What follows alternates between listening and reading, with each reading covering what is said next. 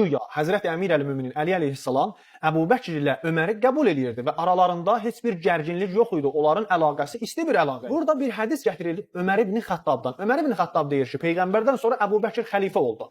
Deyir ki, Abbas gəldi öz qardaşı övladının mirasını tələb eləməyə və Həzrət Əmir əl-Möminin Əli əleyhissalam da gəldi öz həyat yoldaşı Peyğəmbərin qızının mirasını tələb etməyə. Amma Əbu Bəkr dedi ki, güya Peyğəmbər buyurubdur ki, biz Peyğəmbərlər toplumu özümüzdən sonra heç bir miras buraxmırıq. Ömər ibn Xattab deyir və siz, yəni Abbasla Əmir əl-Möminin Əli əleyhissalam və siz Əbu Bəkri belə dediniz. Ona Əbu Bəkrə belə bir söz dediniz. Fərəytumahu kazibən asimən qadirən xaina. Siz ikiniz də Əbu Bəkrə dediniz ki, sən yalancısan, günahkarsan, hiləgər və xainsən. Ardında Ömər ibn Xattab deyir ki, və Əbu Bəkirdən sonra mən xəlifə oldum, yenə də siz həmən sözləri mənə dediniz. Səhih Müslim deyir ki, bunların arasında belə bir gərginlik var idi.